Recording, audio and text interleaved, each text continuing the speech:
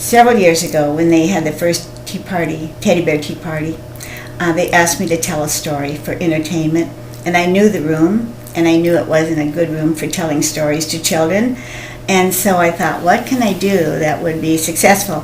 So I created this little story idea, and I asked 3 of my very talented young women in children's theater if they'd come and help me. The women were Andrea Utzinger, Josephine Camarella, and Elizabeth Maurer.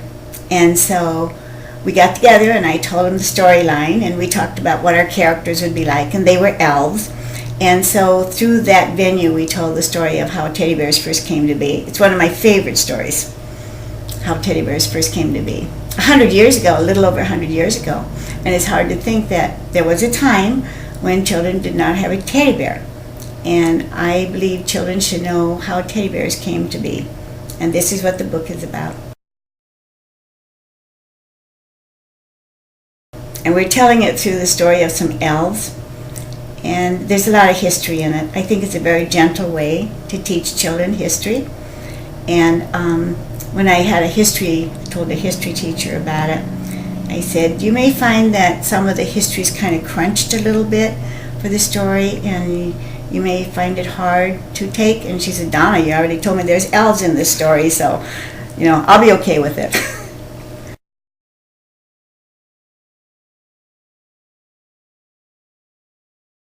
Well, I like a book to have meat in it, things that will help children think, help them to possibly discuss things. There are some unanswered things about this book.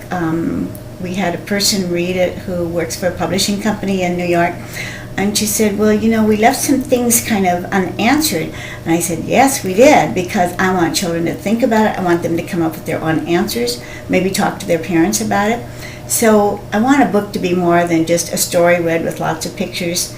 We have a lot of neat pictures in this book by my son-in-law, who's very talented as an artist. But there are pages with no pictures so that children can read it, or people can read it to them, and the imagination has to work too.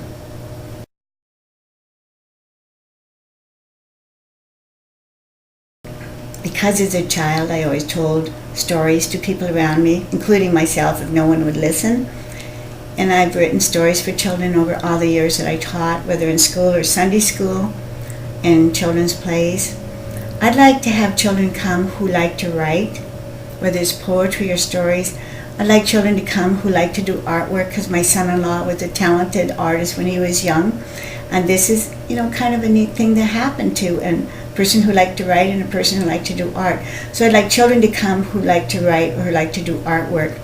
I'd also like to have children come who like to read, because there's a lot of good stuff in this book where the sound is really important. The words are written in a way that I want the ear to be tickled by the words. And so I like children to come who like to dramatize, who like to read out loud. Those are the children that I'd like to come, and adults too. If they've ever thought they'd like to do something on their own, then I'd like them to come too.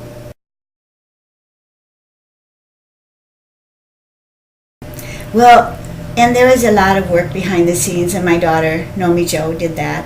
She was the one who made sure the words were spelled correctly, the sentences were structurally correct. She did the research for us. When we had a question, we needed research done, she helped with that. She helped contact people who had written books and who knew about books so we could get their input.